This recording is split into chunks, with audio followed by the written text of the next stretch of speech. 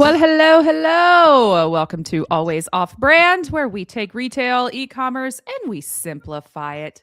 Add a little fun. I am Hayley Brucker in the news, joined by our fearless leader, Scotty O.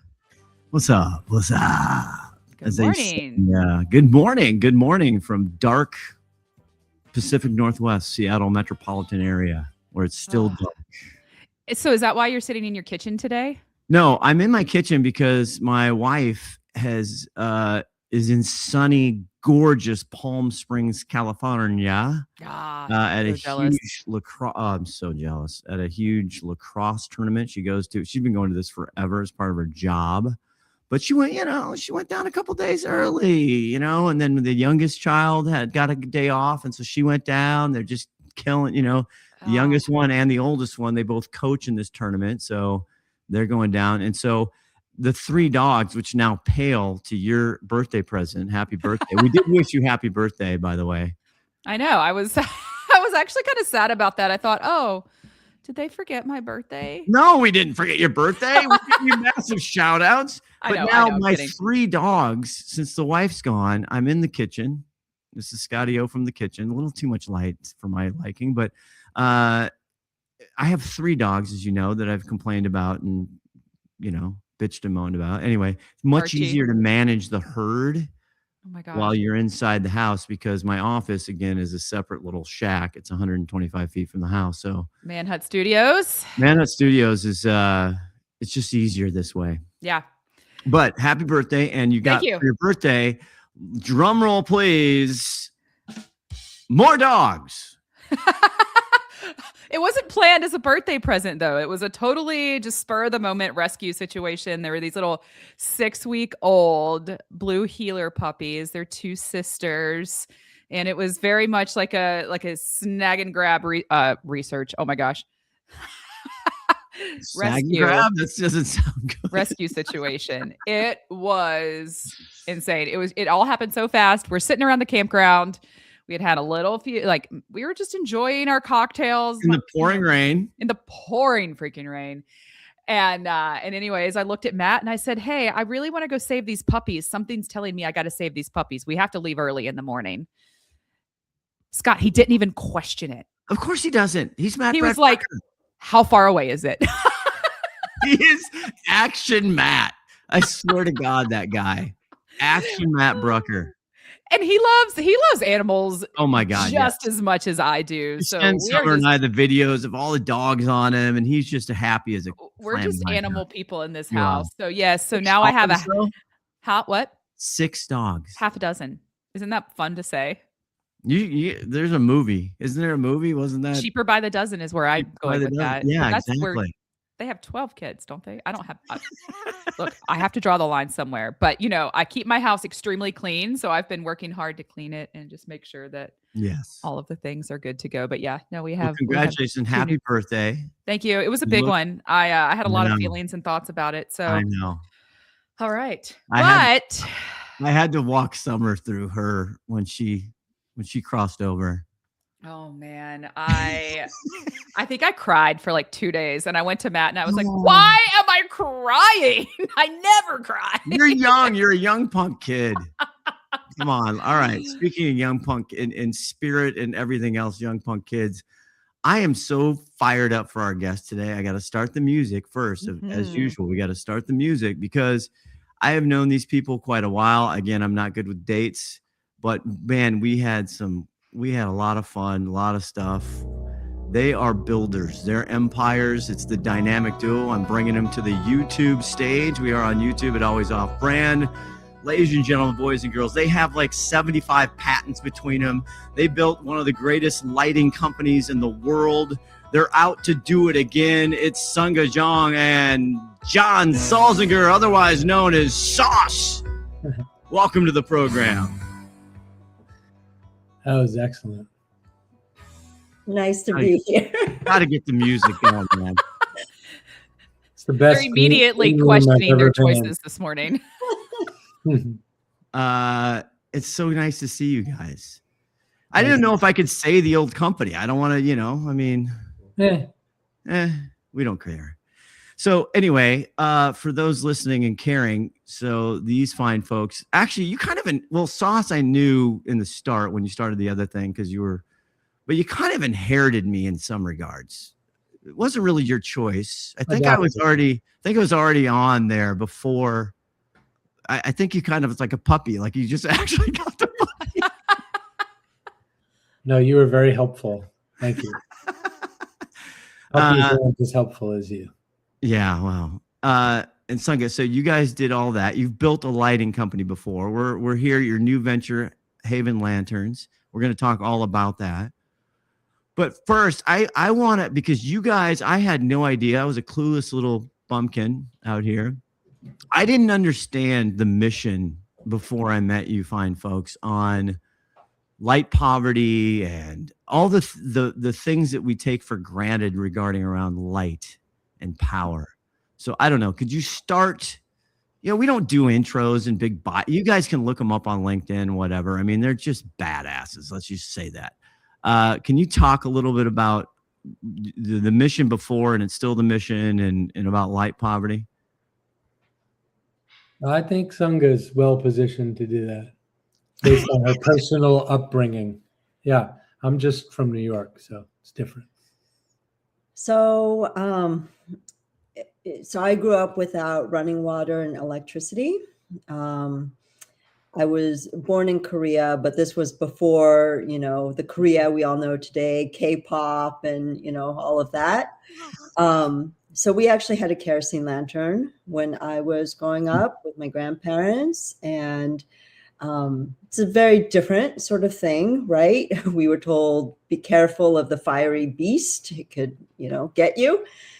So when I grew up, I eventually said, why is it that I was born into that set of circumstances? And, by then I had learned that there are many people around the world, right? Billions of people without access to electricity, even today. And, I wanted to do something about it, but it wasn't really until I teamed up with this guy who had founded that prior light company that I realized, just even as a simple human being, you can invent something, create something to help people without access to electricity. And today it's not only, individuals like myself who happen to be born in a country that happen to not have, electrification across the board. I was born into a rural community. But today, we're all subject to natural disasters as well. And so you can, live here in the US and then experience a power outage, fires, floods, hurricanes, etc., due to natural disasters or sometimes man-made mistakes. And so this concept of energy poverty is, both one that's enduring. So, you grow up in a circumstance without access to the grid, but it's also one that now affects all of us. So, we think that it's incumbent upon all of us to, have something that we can own, a device that gives you access to electricity, to light, to power. But my last thought on just energy poverty in general is the reason we have what we have, which is solar powered, is because the sun is right now still the one constant that we all have access to. And so figuring out how to tap the power of the sun to give individual access to individuals, who might not live in a set of circumstances where their government or, whatever is providing access to electricity. It's just very powerful to be able to do that, pun intended. Well, and I saw this and was part of this. And then after even I left, you guys continued to do incredible things. See, you guys got a cat right there. I mean, I got 17 dogs. We had James Bond movie. Bond. Anyway, yes, I was able to see this, and then afterwards, obviously, watch from afar the incredible work you did at all the natural disasters that were happening all over the place. And I can tell you, those little those little solar lantern lights, they saved our ass. I can tell you that. I still have a ton of them, and we lose power out here. I'm in more of a rural part of Seattle, but we lose power all the time. And so, again, first world losing power, right, for 2 days or whatever. But it's amazing, and people should go check this out. Put it in the chit chat, people. Ask about energy poverty, okay, and see what they say. Well, just to bounce off that real quick. Yes, we're in Jamaica today with our lights. This is the light, by the way. Yeah, I know, for YouTube visual. This is okay. I'm fired up to get one of these, obviously, into my hands, because I'll oh my God, I will. This is different. This is different than anything we've ever had. This is substantial, and it's beautiful. By the way, listener, pretty. It's beautiful. These nice handles. It's embossed, but it's USB-C. Has a natural state here, a natural state here. That's what the patent's around. Monocrystalline, highly efficient solar panel, USB-C, simple, intuitive button here for this full panel flashlight. SOS modes. Going to give myself or Seungah yourselves a migraine. I was going to say I have a small seizure there, but that's fine. That's all right. Waterproof. We can do the rest of the show with Hayley. You better. Yeah. Well, everything that we felt needed to be included in a product, including the aesthetic to provide dignity to the benefactors of this or beneficiaries. The key is this is 1,200 lumens. It lasts 120 hours, which is 20 nights. If there is a disaster or for development work anywhere around the world, this is what was called from Jamaica, the Bentley of solar lights. From Jamie Harper, who's been incredible at dropping them out there. We've worked with World Food Program and a slew of others. It's really exciting. We're in Mongolia, we're in Puerto Rico, and you're looking at the board, the investors, the employees, everything right here. This is yeah. You guys, well, it's fabulous. Yeah. So, all right. You've built a brand before. So tell me, how was this one dreamt up? Were you guys just sitting around one night and decided, hey, let's do it again? Tell me a little bit about the brainchild and how it came to be. I'll jump in on this as well. We had a long run. We impacted 5 million people with the last company, averted 4 million tons of CO2.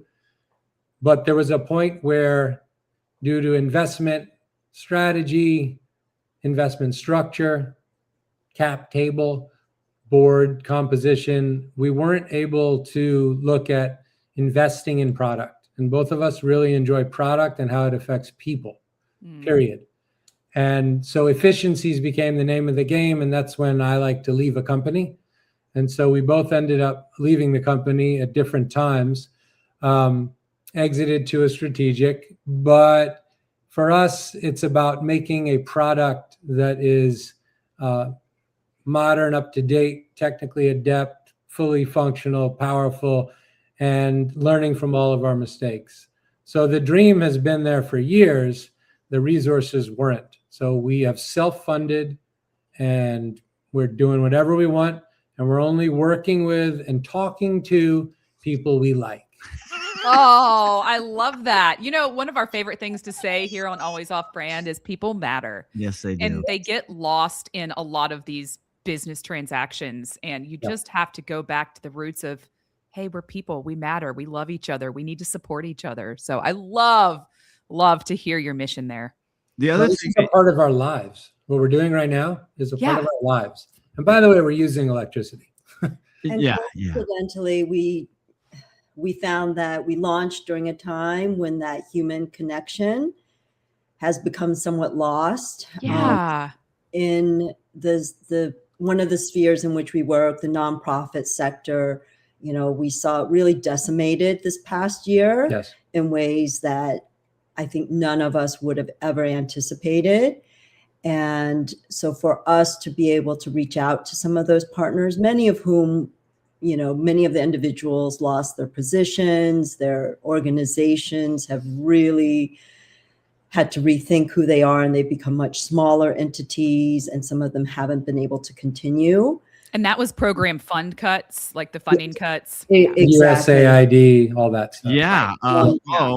That's kind of a The- big deal. Yeah, Like, the ramifications have been huge deal. very widespread, but that doesn't mean that the need has stopped. Yeah. correct. And so reconnecting with humans who have a wealth of experience and connections, we've created a little network where we're figuring out how to do what we can as like this, smaller group of individuals who have the experience, the wherewithal, etc. But now we're doing it on a different scale, and it's very rewarding to be able to continue this work.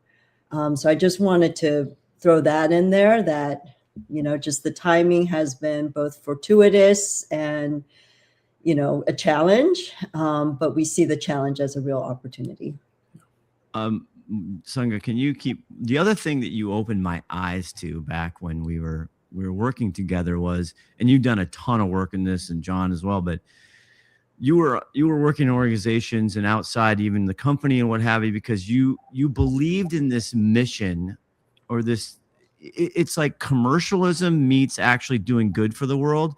So can you talk about how you're like, yeah, we're here to sell stuff, we're here to make money, but we think we can do it in a way that actually isn't shitty and doesn't cause actual like bad stuff and greed and everything. We can actually do good in the world and make money at the same time. Can you articulate that way better, please? That was a lot, Scott. I know, but I'm telling you, she, the way you guys did that and the old way, and you're going to do it in the new way, was a little eye-opening. Again, you guys taught me a lot back in the day. You taught me a lot.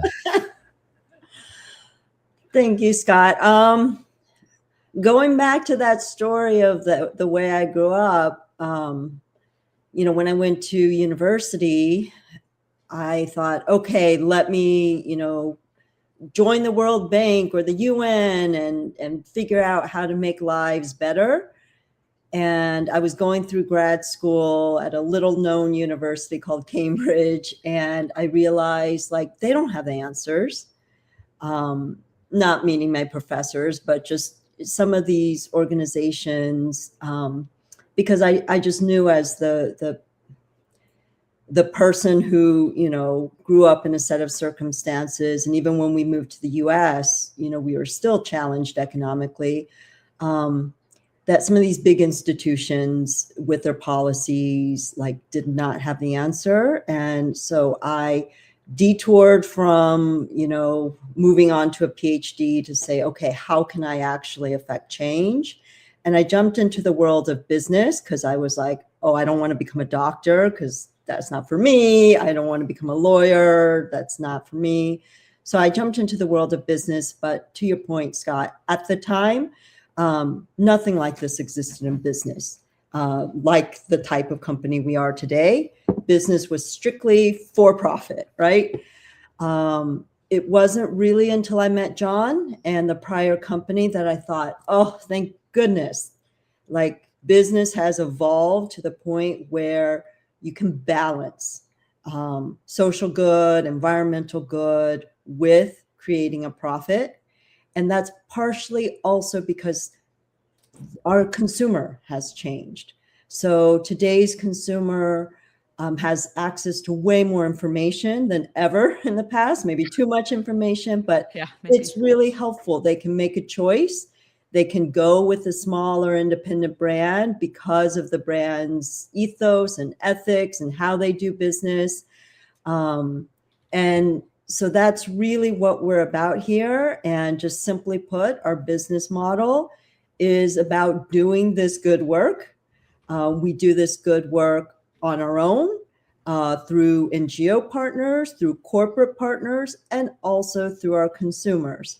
And so through our consumers, through retailers, we charge the same, retail price. So our light is $80, excuse me. But to our NGO partners, we offer a much, much lower price. And then in some cases, our NGO work is sponsored by corporations or even our consumers can give a light for natural disaster relief.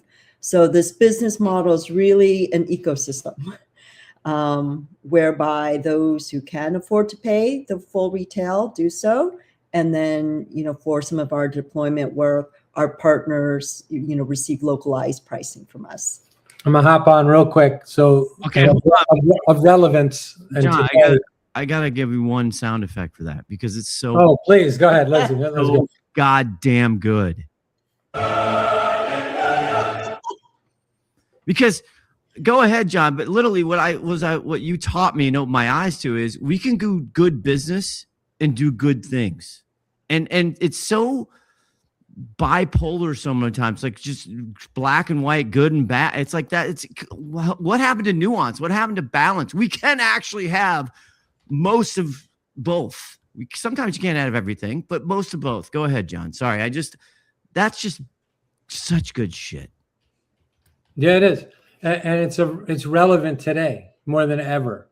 And it's really important. We mentioned USAID, the cuts in the sector of aid and development are very harmful. So the people we know that have been fired or let go because the budgets were cut, each of those people impact entire offices in other countries and in the US and have affected tens of millions of people around the world that now don't have access to medicine or food or light or all the programming. And it's a disaster on soft power for the US. It's a disaster for the humanity that we're supposed to be bringing from the US. And I'll be straightforward about it. So vote, right? Vote and make sure that you're voting for not just yourself, but for a better planet, for your kids, environmentally, socially, politically. But also, it's really important to understand there are some things that we can control. There's the controllables and the things you can't control. And so you can vote, and there's some redistricting and things going on that your vote may or may not vote anyway, because people have fought and died for it, and some people can't vote. But your choice of buying a product from what company and why you're buying it, and if you're helping that company grow because you think that company's helping the world, like what you just said, no one can redistrict your dollar, right? So basically just say it again for the kids in the back. Hey, this is real important. Like, you can absolutely change the world by what you consume. Your body, your world, for your kids, for the environment, for humanity. And so we're here to, as an example, for anyone who wants to start a business, solve a problem. Like, that's all. You don't have to solve the entire world, but do something with your product. Bring something to the world that helps people, helps the planet. And as a consumer, jump in and jump on board. Absolutely. Wow. I don't even know how to respond to that. I feel like that's a mic drop kind of moment, because it really is. And it's so true, especially in, Scott and I are in the Amazon, Walmart world, all these pure play spaces with fast fashion and just trendy, quick, produced items just to make the, hey, we see this keyword trending. Let's make this product, and thousands of them. But then it fails, or the trend ends quickly. And then what happens to the rest of the goods? Yeah. It's so wasteful in so many different ways. And by all the the way, resources. Amazon has a department called Amazon Disaster Relief. So a quick big shout out to them. They also do good. Nothing is too simple in life. Things are complex. Investigate, learn, and then understand. But yeah, I hear what you're saying. Absolutely. But a lot of these larger companies, they need to step up now because the government isn't, and they are. And it's the bigger getting bigger. But I also do choose to believe. I got to give you a bell for that, because we give bells here. Take a bell. If you get juicy nuggets out, then we give 163 medium rare. All right. Perfect. Yeah, perfect. But there are all the conglomerates and the pies, and I just was looking at all the numbers coming out with how the holiday was, and the bigger getting bigger. It's just fact. At the same time, I choose to believe it's a tremendous opportunity. We've seen this for choices to be made to support the small guys, to support the handcrafted, to support the entrepreneurial, the owner operator, like just, you know what I mean? Because you know it's controlled and it makes you feel better. I try to go and shop locally as much as I can. Absolutely. So I made a point to do that for my Christmas shopping this year too. yeah. And it was amazing. So Amazon tip for those Amazon sellers listening out there, if you have aged inventory that you are considering disposing of, you are eligible to donate that to the Amazon disaster relief section. I know. So file your case within Amazon, talk to your reps, whatever you need to do. But there's a high likelihood if it's a relevant item, meaning clothing, food that doesn't expire soon, etc., that can be donated. And it does benefit you. You can get your tax credit for that too. So it's kind of a win-win. You're donating, you're getting rid of your aged inventory, and you get the tax write-off. So I'm just giving you a bell, Hayley. That was a juicy nugget right there. Okay. I've done it several times. Yeah. That's awesome. We're going to take a quick break. When we come back, this is the meat of all the small businesses and everybody. We do have a large audience on that. We're dying to know all of the things you guys experience, right? How are you going to do it differently? How are you going to avoid the trap doors, your go-to-market, all that stuff? Let's get down to business when we come back. This is Jason Del Rey, owner and author of The Isle, and you're listening to Always Off Brand. Hey, Scotty Yo here. Today's episode, and actually the entire show, is brought to you by Quickfire. And who is Quickfire? We don't really do a good job of telling you who Quickfire is. Well, it's who I work for, actually. It's a full digital commerce agency, and we do all the stuff, right? We do social, we do search, we do e-commerce, we do everything. We're a Shopify site. We got you. And guess what? We have capacity, okay? We've got some room to grow. So check us out. We're very small, nimble. We all come from brands, right? We are manufacturers. That's how we think. That's how we do forecasting, budget planning. Everything is from the brand side. Because guess what? Quickfire, we're more brand than agency. We have flat pricing. Just boom, monthly, flat, here it is. We do the work. That's it. Super simple. We have no big contracts. We don't mess with that. 30 days, you like us? Great. We don't like you? Great. Whatever. You're in and out. Nobody's tied to some big thing. QuickFireNow.com. You can email info@QuickFireNow.com to find out more. Back to the show. All right. So right before break, we asked you guys, what is the secret sauce? You've done this before. You've had so many trials and errors. You know what you did right. You know what you did wrong. Tell us some of your best lessons and how you're going to apply them going forward. Well, there's so many, right? Like working with Scott was a problem. That was the first one. Yeah. Great. You can come work with me next. That's fine. Perfect. Okay, great. Absolutely well said. Do we need to? I just feel like there's context here because people have to understand that you guys, as far as channel distribution and where you guys, you did I don't know of a channel you weren't in. Like you went to retail, you went to small, you went to big, you went to DDC, you went to, you global. were global, you international, you did it all. I think this is a sequencing exercise that we've altered, right? So what we decided to do this time was get our lights to those who needed it most and prove out the technologies first and foremost. And so that's why we're in Mongolia, Jamaica, Puerto Rico already.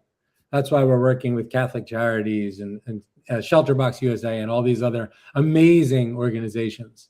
The other thing that we've decided to do different sequentially is to really go after the independent stores. So instead of that big box, big retailer distribution, we are not on Amazon on purpose. We want to celebrate the small stores all across the US. And so we're really proud to be in a few of them already and to continue to add to the list.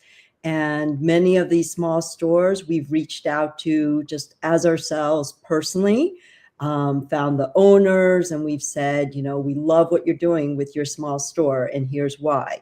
And we've done that research one by one, and each outreach has been one by one because it's important for us to know what people are doing all across the US. And it's been a fun piece of research too, to look at these stores and say, wow, they are contributing, everything is owned by their employees and it's like one store somewhere, right? Or they're really focusing on a curated assortment of goods. And it feels really good to be able to do that as small business owners, to be able to do that outreach. We will later be in some larger stores come this fall, but while we had the ability to decide, where we were going to focus, those were two things that we've done so far. And then internationally, we're also talking to some key distributors, but even on the product itself, the idea of creating something. So when we created the category, it's not boasting, it's reality. No, it is. I was there for it. I was part of the very beginning of you creating categories. It was Coleman lanterns, and we literally turned the lantern market upside down and added solar and design. And there was a lot of companies and actors that came in cheaper, and not really what we wanted to do, not what we wanted to see. It was good that more solar was out there, so we appreciate some of those brands. But at this point, we created something that charges your iPhone twice. We created something that charges a tablet and leaves 30% left for lighting. We created something that smaller stores, larger stores can reduce SKUs and have a quality product at a lower price. We're the lowest cost per lumen. We've really strategically priced on value, and that's something, and design. And that's something that we haven't been able to do in the past because we weren't making every single decision, especially on the budget, right? Because when you have a lot of investors, the company is a lot of people's. And a lot of opinions.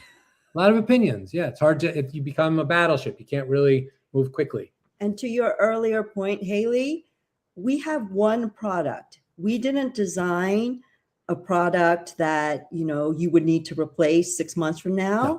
This will last over a decade. Yep. And we did that on purpose. It's counterintuitive to a business that needs to grow. What we'll do is, continue to add products where there's a need, where we can bring greater efficiency, design, you name it. So we're not out there just generating products just to keep, on that wheel. We're really here to solve problems, to create connections, to do meaningful work. And so we're going to do it. And to Scott's earlier point, yes, we do have a ton of patents. And so we know that we can do this creatively and with innovation. Okay. So what I'm hearing is, and you're, let's all be, I'm privileged as shit to be, my new gig with Quickfire is the best because we're small, we're controlled. We don't have huge overhead. We don't have all this stuff. We're very lucky. And again, we get to do it how we want to do it. It's not perfect. Yeah. But that's what I'm kind of hearing. And I love from you guys, knowing you for a long time. And obviously we didn't keep, I haven't talked to you in a ton of time. It doesn't matter. I mean, we pick up where we left off, but I just get this sense of freedom, like that we get to do this how we want to do it. Is it perfect? Are we going to make $1 zillion? Maybe not, but we get to make the choices. And that's just so good, man. Because when you do that, instead of chasing the freaking dollar, oh my God, the dollars actually come to you. Yeah. Yeah. Yeah. So I'm so fired up about that. Okay, let's talk distribution. Okay, you go on small specialty. Now, the good thing is back in the day when I was calling on specialty, we had to chase some invoices. We had net 90 and then they wouldn't pay and all this other. Now you got credit cards, you don't have to deal with a lot of that. But you're going to market there in the US. What are the big trap doors that you not your decisions or whatever the situation was, you want to avoid? What are the things that you just together? It's like, we're not doing that. I don't care whatever the situation, we're not doing that. You got any for me? Yeah. So we've had extensive discussions about distribution strategy. And to start, we're not doing clubs, for instance, because it can be a huge opportunity. But if you don't get it right, there's so many trapdoors, as you said. And at the end of the day, we realize, and I've been in companies where because of big box or clubs or just perceived big opportunities, we've had to take money. So we've had to do capital raises, etc. And then when that business inevitably goes away, you're really stuck with a big gaping hole and you have debt to someone. And that's the model we do not want to be in. So we're not looking for fast exponential growth that's unstable. As we mentioned, we're funding everything ourselves. So we're looking for real relationship partners, real growth, steady growth. And so we have backed away from some of those big initial opportunities. We're also not on Amazon to start because it's a fast road to competing only on price.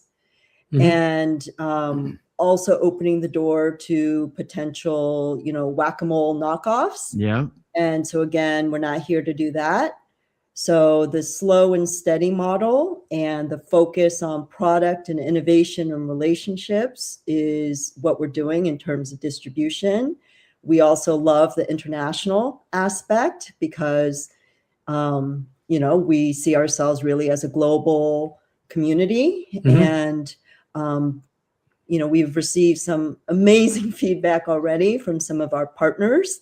Australia, South Africa. It's really rewarding because we get to learn about what their markets look like, how what we've created fits into their needs, not only at the retail level, but also in terms of development or just need, like South Africa. And so this is not a, oh, wow, here's like a huge order from X, which, is exciting. Granted.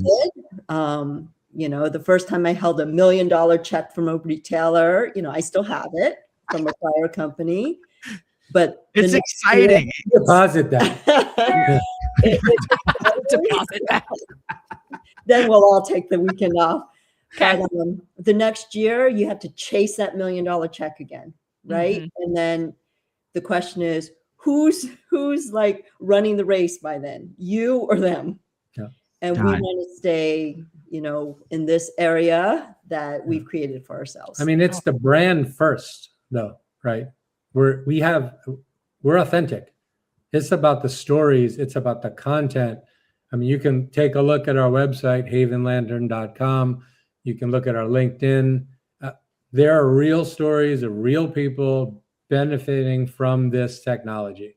And the brand story, which is a mission, as you referenced, guys, is all that matters. And if that'll sell because people are starving for it.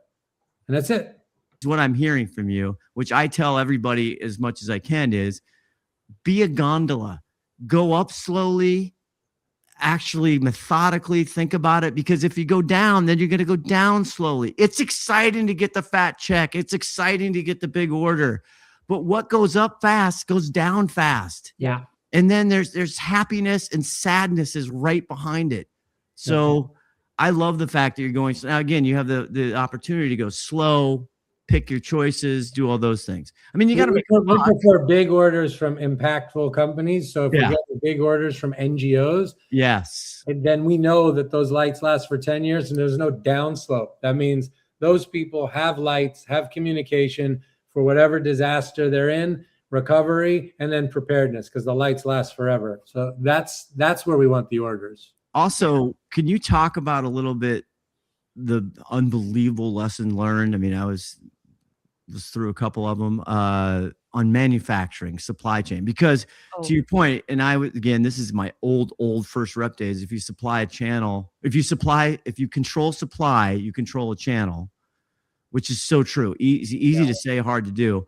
From the manufacturing side and your supply chain side, which you guys have so much just unbelievable experience, are you doing things different now? Is there other advice, other juicy nuggets you could give people?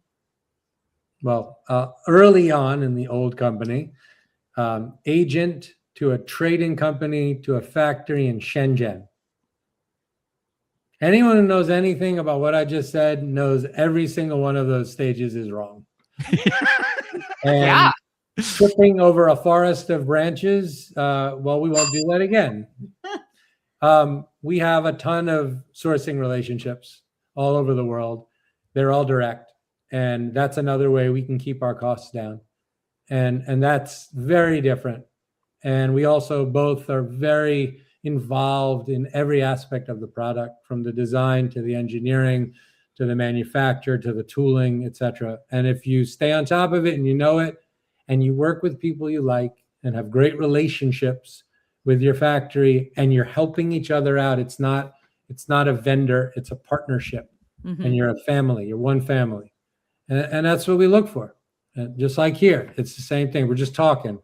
We do the same thing with our source. It's not like a business meeting ever. I love that. Yep. God, can we all just get along?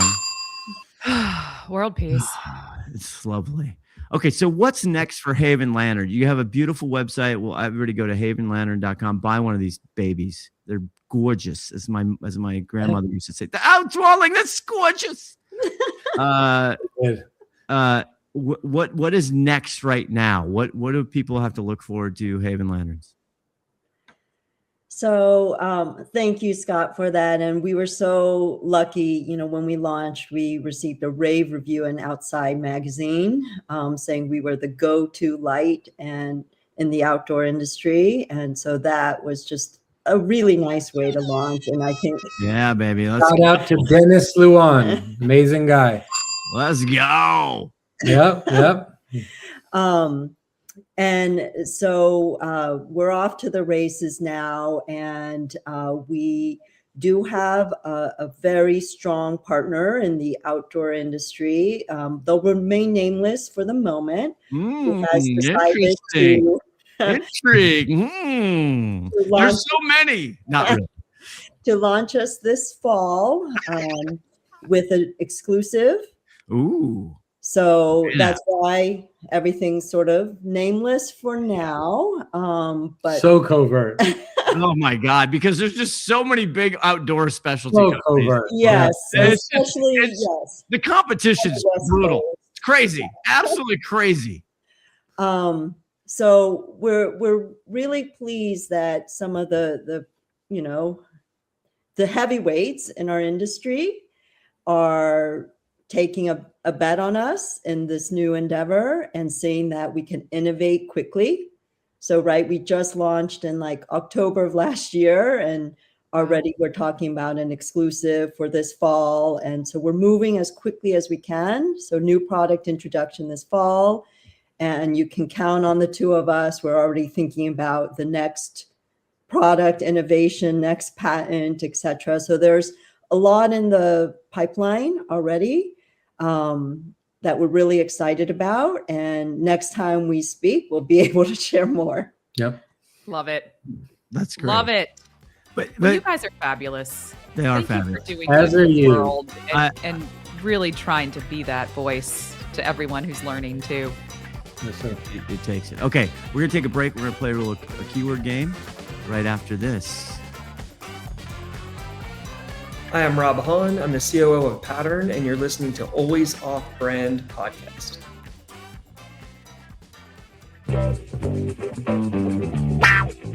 Finally, a game show nerdier than an Excel V lookup. It's time for What's That Keyword? Here's your host, Hayley on the news. All right. Seungah and John stuck around to play the game show sweeping the network. Wow. Nation. Look, I'm so rusty, Scott. It's been It's 3 or okay. 4 We weeks haven't since I've done played this. this game in forever. Right? Okay. All right. It's every man for himself. So Seungah and John, you gotta duke it out here. I am going to give you a product that is sold on Amazon.com. And you have to guess the keyword or keyword phrase that somebody typed in to buy this product. Yeah. Here's a little hint. It might be outside of the box. All right, everybody. Here we go. Your first product is a set of crochet flowered pots. Crochet flower pot. Okay. Crocheted flower pots. So who goes first? Just shout it out. If you think you've got a keyword, let's go. We'll put music over Weed. this when we edit. What was that? Weed. Weed. Oh, nope. I'm so Perfect. sorry. Seungah, do you have one? Gift. Best Ooh. craft gift. Is Nope. it right, Hayley? No. Scott, what you got? Knitting pot. No! One of the hottest trending terms right now on the Amazon.com is Valentine's gifts. I was looking for Valentine's Oh gifts. My God, I I forget. was just about to say that after weed, but I forgot. Yeah. Oh, no. So here's your little for those YouTube viewer, that singular YouTube viewer that we have. You can see here We're up to the 4. Amazon page for this little crochet flower pot set. Nice. So that's fun. Very cool. All right, now you've got the hang of it, you two. That thing should be on Etsy. Yeah, well, it probably is. All Okay. right. Your next product is Amazon Basics Q-tips. Oh my God. Cotton swab. Ooh, no, think What- dirtier. Earache. Ooh, no. Sorry, I got to catch up on the buzzer. What is it again? Amazon Basics Q-tips. Oh my God. Pay attention, Ohsman. Earwax, because that's a problem for me right now. I was looking for booger swab. Ow! Oh. Good. All right. Well, we did not have a winner on today's game show, but that's all Shocker. right. People Shocker. still matter, and you guys are fabulous. Thank you so much for joining. We'll be right back with the news. Hi, this is Lauren Levac, Director of the Digital Shelf Institute, and you're listening to Always Off Brand. Well, that's all been fun and games, but it's that time, the time America has been waiting for. It's time for the news. All right. It's been a minute since we've done the news, Scott. I'm so happy to It's be been a talking again. long time. Oh, We just- man. It's we been had like, Jason Del Rey on, which is a great episode, but you weren't here, and we didn't do news, to do a game show. So this is back to the old format. It kind of feels good to be back. I freaking love it. All right. You know what else I don't know if I love the thought of this news story today, because they've done it before. They've been there. They've done that. It failed. Do you know what I'm going to talk about today, Scott? No. Ugh. We've got to talk about Amazon quietly testing a Walmart-styled big box store. Yeah, I did read about that. Okay. They've tried the fresh grocery stores, right? They tried was it Amazon Now, or what was the little like convenience store? Yeah, the Go stores. The Go the- stores. Yeah, yeah, Amazon Fresh Go. Go stores. Listen, this time they're like, hey, Walmart, we're going to try and do your model. Walmart's been doing it for decades. They know what they're doing. Okay. Amazon's trying to take their hand at the game. Listen, it's outside of Chicago in a small suburb. That's my first question. Why is it there? I don't know. Well, Did you read about why it's there? I don't have any information on that. I didn't read about why it's there, but it just living. So Seattle, obviously they test a lot of formats, a lot of new experiments in the Seattle market, but they've also done that over the years in Chicago a lot. They tested these Go stores. They've done a lot of testing in the Chicago market. Got it. In my mind, it was New York. I remember a lot of the Go stores in New York, Seattle, maybe LA. I don't know. But remember they had their grocery store format with the smaller. Yeah. They tried that. That was first in Chicago. Then they do a lot of stuff in Chicago. So that makes sense to me. Well, there you go. I guess I didn't have that history. But so this is, I think, their next decade of strategy is this hybrid retail at scale. They're trying to do it. And I think I have mixed feelings about it. It is a 229,000 square foot building. That's meaty. So it's the size of a super Walmart, and they have all of it. So Amazon's tech heavy approach is going to kind of give them, so they say, the upper hand. So they're going to have a buy online, pick up in store, just like Walmart. They're going to have Interesting. same day deliveries. So think of, in my mind, this is almost a shoppable FC if you kind of want Oh, to that's a good way to put put it that way. Like that's Yeah, kind of where that's my mind was going. Yeah, that's a good way to think about it. And so they'll be filling orders out of it. I'm not sure at what scale. Like I don't know if they're going to fill .com orders or just the buy online, pick up in store. But it's kind of juicy here because Walmart is crushing Amazon in drone deliveries and same day deliveries right now. I don't know if you've read On about the grocery. drone deliveries. Yeah, I on, did. They're on grocery. Yeah, on grocery. grocery. Just want to And clarify. that's the one corner of the market that Amazon continues to sort of struggle with. I think they tried when they acquired Whole Foods and the fresh stores. And Whole Foods is fine, but it's still its own entity. I don't know. It's just I don't know. What do you think, Well, Scott? Do you think it's going to fail? Do you think it's I going don't to know. succeed? The retail business is finally actually profitable. Again, Whole Foods is not like it was before. They've Amazonized it or whatever you want to say, but they're now profitable. They got that stuff going on. They've integrated it fully. They've been trying to get grocery for 15 years solidly. They've been testing all this stuff. Remember the 4-star stores? I love the 4-star stores. Those were actually, they were doing some interesting thing on a supply chain and fulfillment to stores. They did the electronic labels, which is cool, which was basically price parity on the internet and everything, which is still doing in Europe. But the big part of that article is the smart cart, right? They tested in LA this grocery format where they had their smart cart where it was a digital cart. You could just walk out, right? Yeah. So I think this is the next iteration of that. I don't know. That's just it's kind of like a role reversal here. Amazon has been so tech forward with the AI agents and all of that. They've implemented that. They tried the drone thing, and now Walmart's catching up to all of that. Yeah. Walmart is finally entering in our little AI e-com age. 65% of Walmart's growth last year came from .com. Yeah. And so they're really trying to grow that portion of the business. And so it's almost like Amazon is trying to become Walmart and Walmart is trying to become Amazon.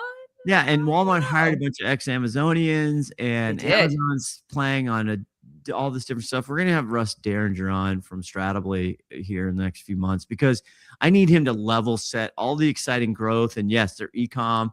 But if you step back and look at really what's going on, they're killing on grocery. They're killing on a lot of things. Walmart's doing phenomenal stuff. Yeah. I've cheered for them all along. But when you look at the big picture, they're so far behind. But they are closing the gap. A little bit, but it doesn't matter. Yeah. Right now, they're at the National Retail Federation, and I encourage anybody to go look at Jason Retail Geek Goldberg, his thing, and Scott Wingo, our friend of the show, Scott Wingo posted his keynote at NRF, kind of gave you a good sense of where we are and who's taking up the retail dollar. Yeah. And I'm telling you, if you took a pizza, I'm telling you, Amazon's having a lot of slices. Walmart's having a lot of slices. Then TikTok Shop and Temu, honestly, Shein, they're having some slices. But the Amazon Walmart slices are just getting bigger and bigger and bigger. I know. And, we were just talking to Seungah and John about channel distribution. And, as a brand who's maybe building their go-to-market plan or trying to decide where to distribute, do you have to be on both platforms now? It's getting because hard. They're going to compete with one another. Does your product have relevance on Walmart or Amazon or vice versa or both? There's a lot of questions for brands to kind of dive in and figure out this year. So we'll see what comes to it. What comes to it? What the hell? What it comes to? Thank you. What it comes to? What happened? Yeah, but I got stuck. This is like the 35th retail physical store try. Yeah, I know. I mean, I don't know if this was gonna hit or not. That's why, I don't know if I'd really put my dollars behind it yet. But here's where I'll land, and we'll move on, and we'll get to we'll take another break. But physical retail is really, really hard. They have the Whole Foods, but this is hard, man. It's the operation to do it properly, to do it well. really, really hard. And Walmart's great at it. And a lot of retailers are great at it. Mm-hmm. So I don't have a great feeling. Well, we'll see. We'll see. That was great. I'm so glad to be back. Let's come back in just a minute. And Scott, we have to do it today. We do. Because Summer's not here. We just have to. We're going to do Summer's favorite portion of the show. It's the wrap up, folks, right after this. This is Julie Spear from Acadia, and you're listening to Always Off Brand. Seungah and John, they're so wise. And I think they genuinely care about doing good for the world. And it's just so refreshing, Scott. Like, so refreshing to hear a brand that cares. Well, they taught me the lesson. It's not easy, okay? No. Doing good and doing good business is really, really hard. There's a lot of incentive conflicts there that have to be navigated. And they taught me that it's possible. Yeah. Is it perfect? No. Are they?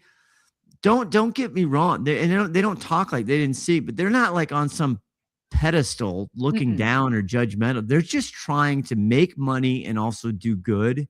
And the fact that it's possible, and it just makes me happy to reconnect with them. They're two of the smartest people I've ever worked with. They're two of the just genuinely sincere people. They Absolutely. mean well. Does it work out? No. But it's worked out for them. They've done this before. They learned their lessons. We talked about that and the trapdoors that they're avoiding this time around. And they've just gained so much wisdom from their previous experiences to just go forward and do it better and bigger and all of the things, Scott. It's amazing. Well, along the way, it's all about the people you meet. Why? Because people matter. And you're listening to Always Off Brand. Oh, I wanted you to harmonize that with me. Sorry. Okay, ready? You hit it first, and then I'll hit the third. Hey there, this is Hayley from Quickfire, and they want me to read this so you know what this podcast is part of and how to find out more if you want. Always Off Brand is a production of Quickfire LLC and a part of the Learn and Laugh series on the Quickfire Podcast Network. For more information, go to quickfirenow.com. Have a good one, and thanks for listening. And you're listening to Always Off. Wait, no. You have to say, and you're listening to. Oh, and you're listening to Always Off Brand. What? We didn't hit it. We were both. Brand. Wait. Brand. Sorry to sound like Brad. Oh, goodness gracious. All right. Bye-bye. Toodaloo. That was ridiculous. Yeah, but it was perfect for a blooper, so stick it in there.